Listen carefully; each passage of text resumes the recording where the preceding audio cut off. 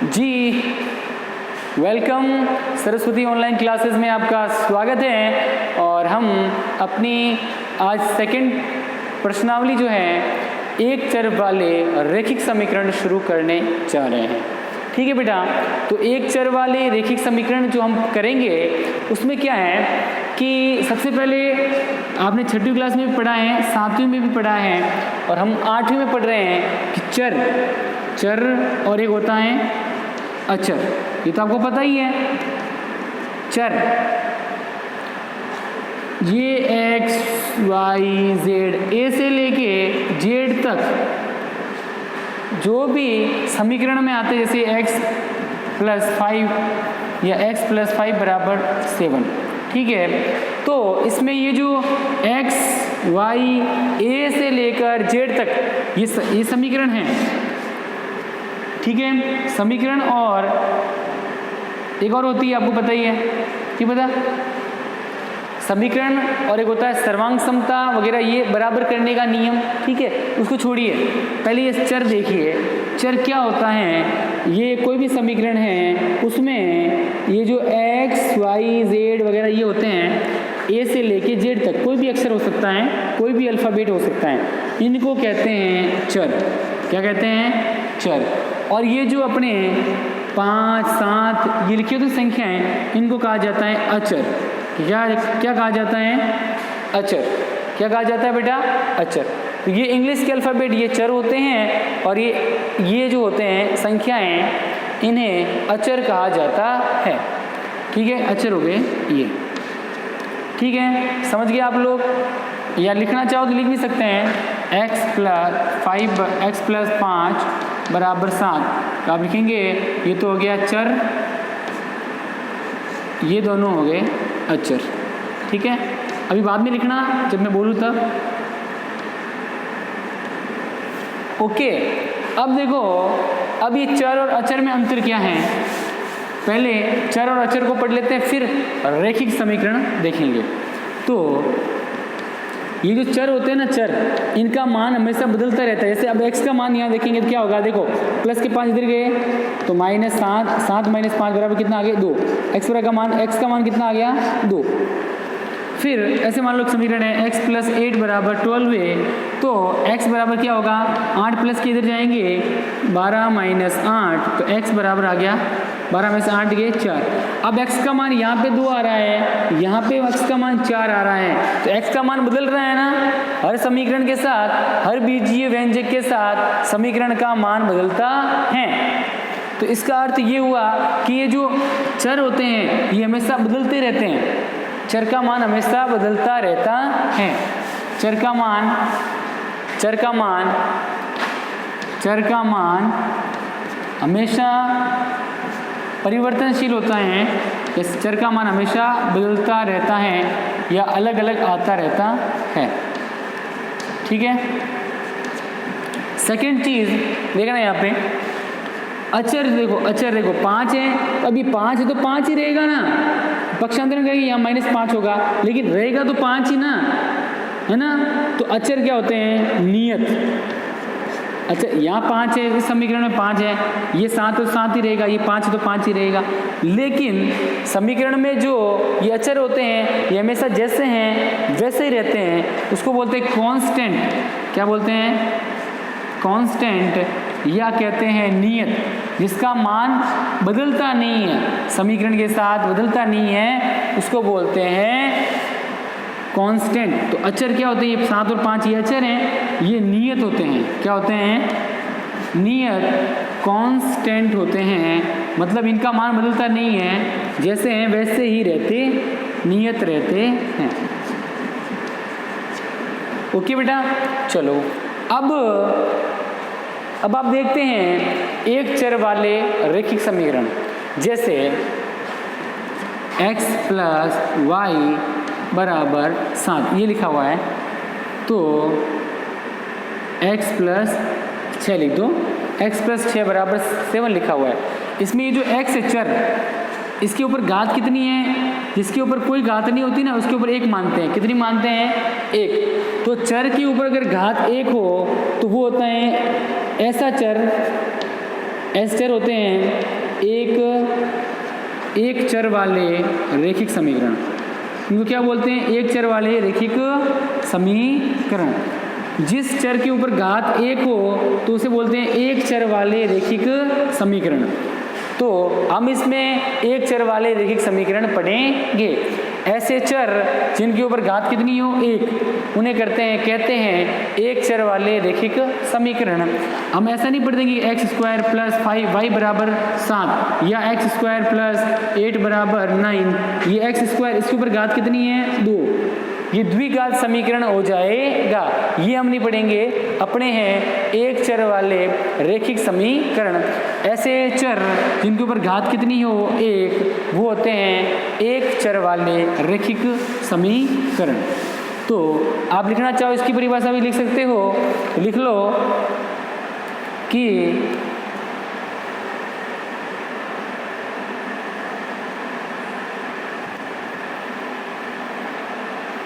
हम व्यंजकों में प्रयोग होने वाले व्यंजकों में, ऐसा स्टार लगा के लिखना, व्यंजकों में प्रयोग होने वाले, व्यंजकों में प्रयोग होने वाले चर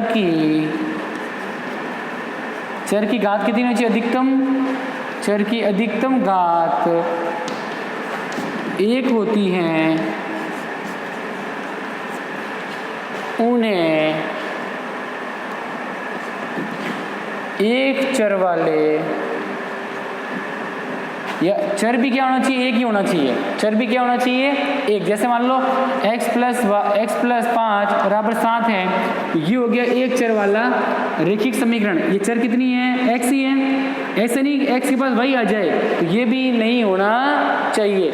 अगर समीकरण में x है तो सब में x आना चाहिए। जैसे x + y = 5, ऐसे नहीं हो सकता। x +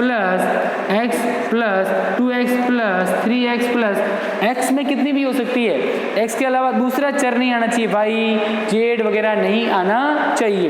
तो एक चर होना चाहिए और उसकी घात भी कितनी होनी चाहिए? 1।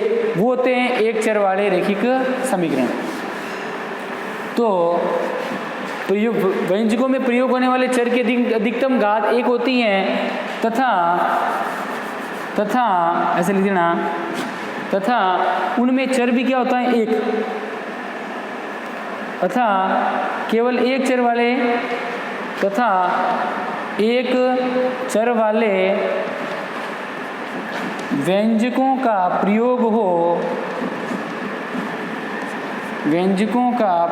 हो, उन्हें एक चर वाले रेखिक समीकरण कहते हैं। एक चर वाले रेखिक समीकरण कहते हैं।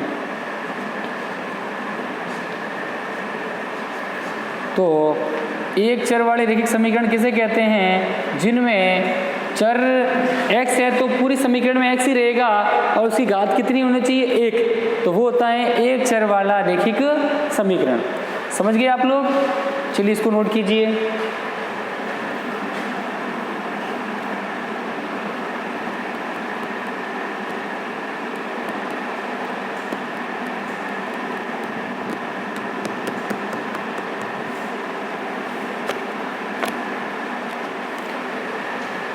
समझ गए आप लोग? एक चर वाले, लिखो इसको।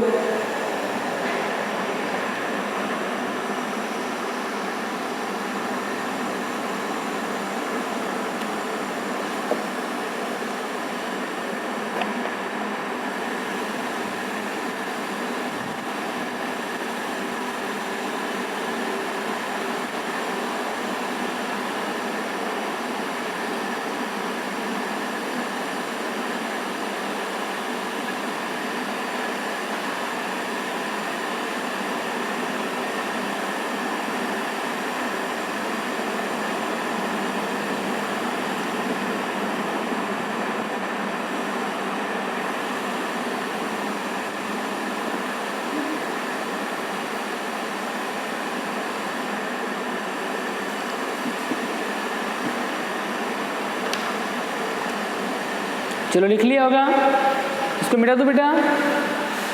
चलो इसको मिटा देते हैं।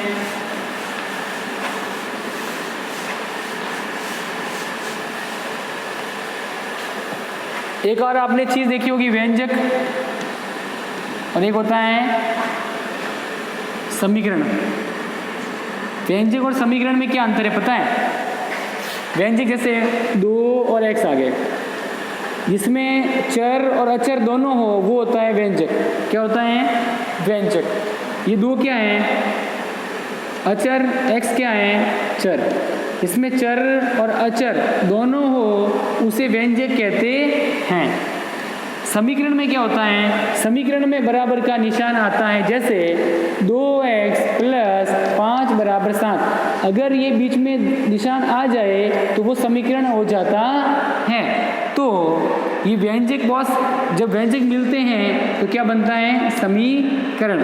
तो व्यंजक में क्या होता है? मैंने आपको बता दिया कि व्यंजक किसे कहते हैं, बीजीय व्यंजक कहो या व्यंजक कहो, बात एक ही है। तो व्यंजक जिसमें चर और अचर दोनों हो उसे व्यंजक कहते हैं। व्यंजक में बराबर का निशान नहीं आता। तो व्यंजक ये होते हैं, समझ गए आप लोग, जिनमें बराबर का निशान नहीं आता, इसमें चर और अचर दोनों साथ हो, जैसे 2x, 3x और 2, ये भी व्यंजक ही है। अगर अकेला अचर आ जाए तो भी ये व्यंजक ही होता है। ठीक है, चलिए आगे। अब समीकरण को मैंने आपको बताया कि समीकरण में क्या होता है, बीजीय व्यंजक। देखो ये 2x हैं, चर अचर दोनों हैं, इसमें भी चर अचर दोनों हैं। देखो चर अचर हो गया, ये अचर, लेकिन एक तो चर अचर दोनों है ना, एक बीजीय व्यंजक होता है और बीच में बराबर का निशान होता है, वो होता है समीकरण। समीकरण में चर और अचर होने के साथ साथ बराबर का निशान, इसे बोलते हैं समता का निशान भी कहते हैं। समता यानी बराबर का चिन्ह भी कहते हैं। तो जिनमें बराबर यानी समता का निशान हो वो समीकरण कहलाते हैं। ये दोनों में अंतर है। अब हम पढ़ते हैं समीकरण को। तो समीकरण क्या होता है इसको देख लें एक बार। समीकरण में समीकरण के बारे में देखेंगे तो आप लिखेंगे समीकरण में क्या क्या होता है, देखना अभी समीकरण को कैसे डिफाइन करते हैं, कैसे इसको देखते हैं। समीकरण में पहला है चीज में लिखना कि समीकरण में चरों का प्रयोग, चर तो होते ही हैं, चरों का प्रयोग, चरों के प्रयोग के साथ समता यानी बराबर का निशान होता है। समता यानी बराबर का चिन्ह होता है। तो इनके समीकरण की क्या पहचान है कि इसमें चरों के साथ साथ बराबर का निशान पाया जाता है। तो समता के यानी ये समता, मान लो ये हो गया समता का निशान, बराबर का निशान। तो इसके इस तरफ समता के बाईं और देखो ये बोर्ड के इस तरफ ये होता है दायां और ये होता है बायां। अब ये बोर्ड आपकी तरह, ये मैं ऐसे खड़ा हूं ना, वैसे ही ये बोर्ड है। तो ये 5 दायां भाग और ये हो गया बायां भाग। दायां मनी जिस हाथ से आप खाना खाते हो, जीवना हाथ जिसे आप बोलते हैं, ये दायां हो जाता है, जीवना हाथ दायां और ये डावा हाथ बायां। तो इस समीकरण में भी क्या होता है कि समता यानी ये बराबर का निशान, इसको बोलते हैं समता का चिन्ह। तो समता के इस तरफ ये बायां भाग होता है, तो बाईं और बायां पक्ष जिसे बोलते हैं LHS, लेफ्ट हैंड साइड, तथा ये दाईं और इसको बोलते हैं दायां पक्ष। दाईं और दायां पक्ष होता है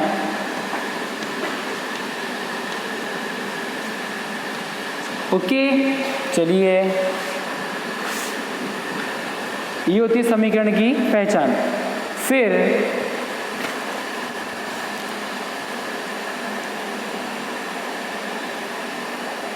समीकरण में दूसरा देखना, समीकरण में दाएं पक्ष का मान बाएं पक्ष के मान के बराबर होता है, मतलब दोनों तरफ बराबर होगा। जैसे ये आ गया ना, ठीक है। तो इस तरफ और इस तरफ दोनों का मान अगर निकालेंगे ना तो LHS बराबर क्या हो जाएगा, RHS, ठीक है। तो अभी बताएंगे आपको, ये लिख दो पहले एक बार कि भाई समीकरण में दाएं पक्ष का मान बाएं पक्ष के मान के बराबर होता है, के मान के बराबर होता है, बराबर होता है तथा आगे लिखना, तो दाएं पक्ष का मान बाएं पक्ष के मान के बराबर होता है तथा ऐसा चर के कुछ मानों के लिए संभव होता है, ऐसा चर के कुछ मान होते हैं, चर के कुछ मानों के लिए होता है, ऐसा चर के लिए कुछ मान होते हैं, चर के कुछ मानों के लिए, ऐसा चर के कुछ मानों के लिए होता है तथा चर के ऐसे मान क्या कहलाते हैं, हल। चर के ऐसे मान हल कहलाते हैं। चर के ऐसे जो मान निकलते हैं ना अलग अलग, वो क्या कहलाते हैं, हल कहलाते हैं, ठीक है। चर के ऐसे मान हल कहलाते हैं। अब समीकरण कैसे हल करते हैं, तो समीकरण में दाएं पक्ष और बाएं पक्ष में तुलना करके दोनों का संतुलन करते हैं। समीकरण हल करने के लिए लिख दो, समीकरण हल करने के लिए दोनों पक्षों में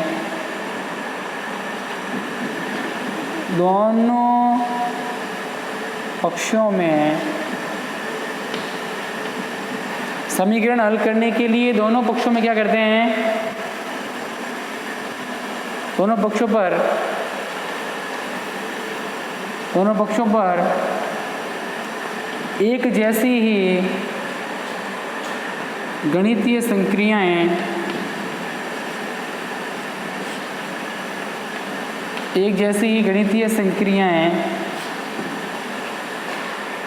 करके दोनों तरफ, जैसे दोनों तरफ एक तरफ गुणा कर रहे हैं दूसरी तरफ भी गुणा ही करेंगे, एक तरफ जोड़ कर दूसरी तरफ भी जोड़ ही करेंगे, तो एक जैसी गणितीय संक्रियाएं करके समीकरण का संतुलन बनाते हैं, करके समीकरण को संतुलित करते हैं, दोनों तरफ बराबर करते हैं,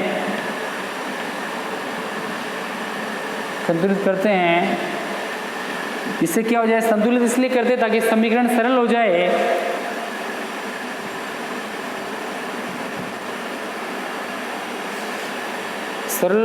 करते हैं इससे समीकरण सरल हो जाए, समीकरण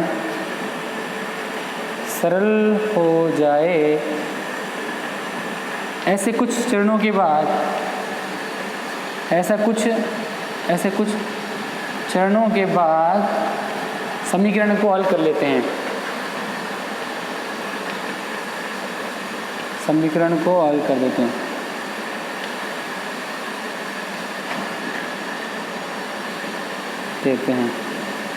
ओके, चलो ये लिख लो, फिर हम अपनी प्रश्नावली शुरू करेंगे। लिखो इसको जल्दी से।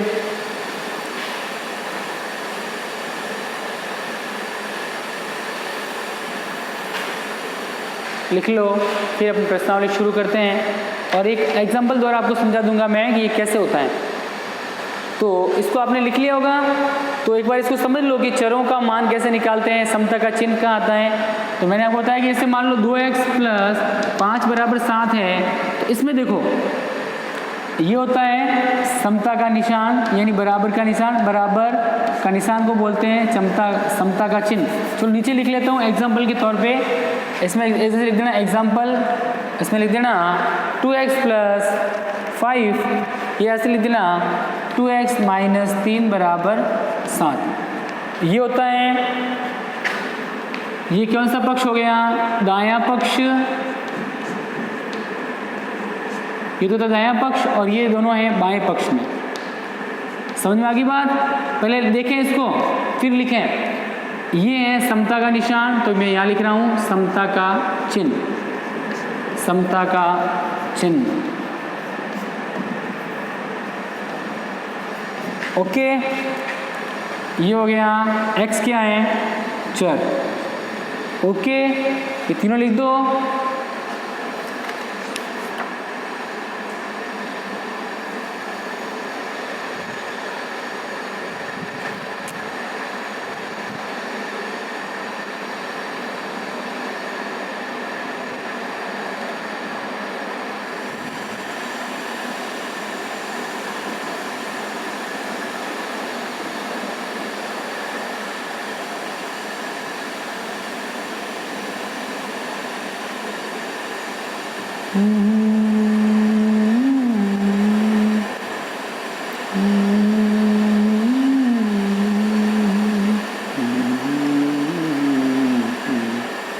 चलो कर लिया होगा आपने, नहीं किया है तो वीडियो को रोक के लिख के फिर वापस प्ले करें और फिर आगे देखें और ऐसे करते जाएं।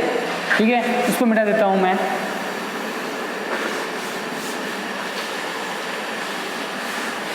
एक क्वेश्चन करते हैं अभी आज, ताकि आपको समझ में आ जाए कि भाई कैसे होता है ये। देखना यहाँ पे प्रश्नावली अपनी फर्स्ट है, प्रश्नावली 2.1 क्वेश्चन नंबर फर्स्ट। समीकरणों को हल कीजिए। ये समीकरण है क्योंकि इनके बीच में किसका निशान है? बराबर का निशान है। निम्न समीकरणों को हल कीजिए। देखो अभी करेंगे तो आपके समझ में आ जाएगा। ओके, फर्स्ट देखो बेटा ध्यान से,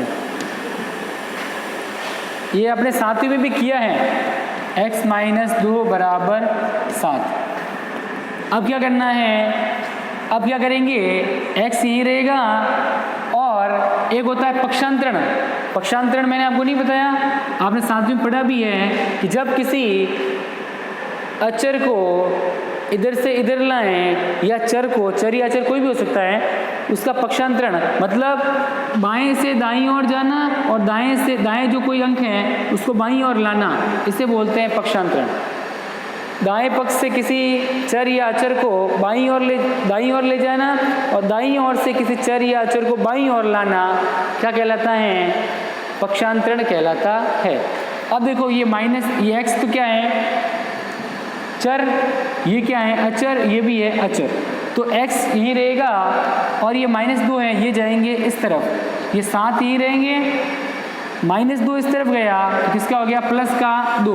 क्योंकि जब कोई अंक या कोई चर अचर बाएं पक्ष से दाईं ओर या दाएं पक्ष से बाईं ओर पक्षांतरण करता है तो उसका निशान बदल जाता है। अगर माइनस में है तो प्लस हो जाता है, प्लस होता तो माइनस हो जाता। अगर इस तरफ गुणे में है तो इस तरफ भाग में हो जाएगा, इस तरफ भाग में, इस तरफ गुणे में हो जाएगा। ये होता है पक्षांतरण। ठीक है, यहाँ लिख देंगे 2 का पक्षांतरण किया हमने। किसका पक्षांतरण किया? 2 का पक्षांतरण। ठीक है, ठीक है बेटा।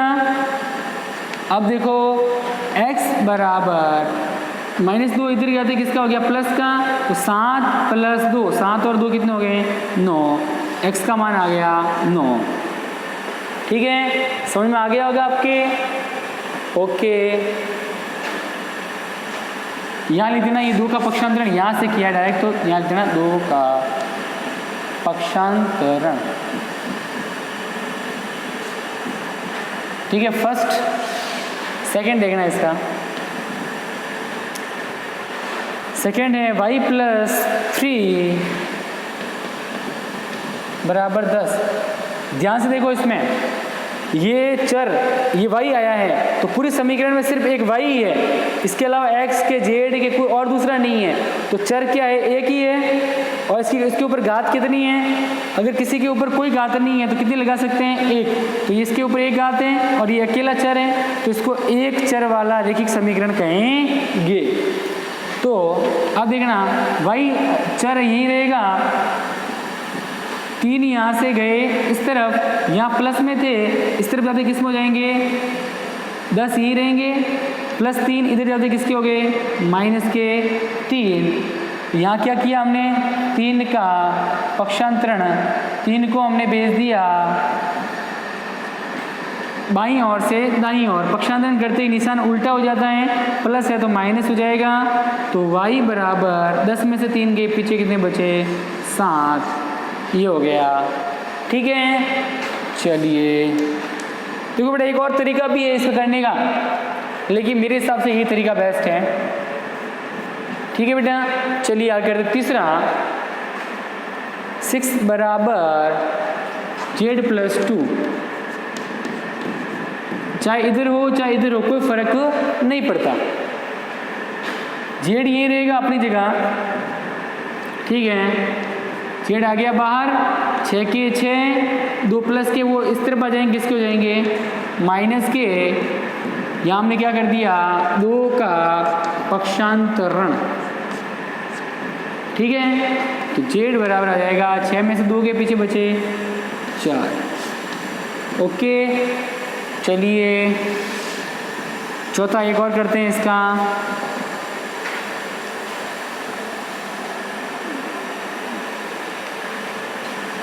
तीन बटा 7 प्लस x बराबर 17/7, ऐसा ही कुछ है, 17/7, हाँ सही है।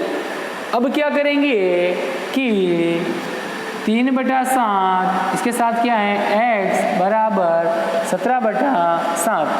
ये देखो यहाँ पे x के साथ ये 3/7 किसमें प्लस में है।